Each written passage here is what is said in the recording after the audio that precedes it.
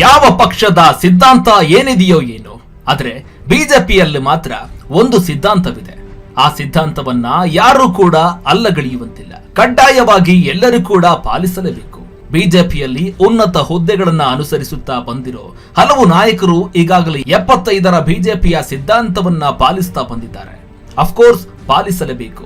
ಬಿಜೆಪಿಯಲ್ಲಿ ಈ ಸಿದ್ಧಾಂತ ಇದೆ ಅನ್ನೋದಕ್ಕಿಂತ ಪಕ್ಷದ ಮುಖವಾಣಿ ಅಂತಿರೋ RSS ಏನ್ ಹೇಳುತ್ತೋ ಆ ಸಂಪ್ರದಾಯವನ್ನ ಪಕ್ಷ ಮತ್ತು ಪಕ್ಷದ ಎಲ್ಲಾ ಸದಸ್ಯರು ಪಾಲಿಸ್ತಾರೆ.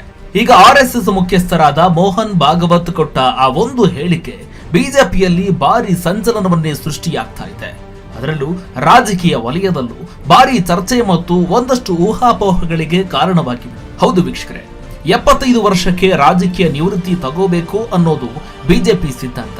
ಆದ್ರೀಗ RSS ಮುಖ್ಯಸ್ಥರು ಕೂಡ ಅದೇ ಹಾದಿಯಲ್ಲಿ ಹೆಜ್ಜೆ ಹಾಕ್ತಾ ಇದ್ದಾರೆ. ಆ ಸಿದ್ಧಾಂತವನ್ನ ತಾನೇ ಪಾಲಿಸುವ ಸೂಚನೆಯನ್ನು ಕೂಡ ಕೊಟ್ಟಿದ್ದಾರೆ. ಈ ಮೂಲಕ ಎಲ್ಲರಿಗೂ ಈ ನಿಯಮ ಅನ್ವಯ ಆಗಲಿದೆ ಅಂತ ಪರೋಕ್ಷವಾಗಿ ಸಂದೇಶವನ್ನ ಕೊಟ್ಟಿದ್ದಾರೆ. ನಮ್ಮ ವಿಜಯವಾಹಿನಿ ನ್ಯೂಸ್ ಚಾನೆಲ್ನಲ್ಲಿ ಪ್ರಮೋಷನ್, ಜಾಹೀರಾತು, ಅಡ್ವರ್ಟೈಸ್ಮೆಂಟ್ ನೀಡಲು ಸಂಪರ್ಕಿಸಿ 9535808456.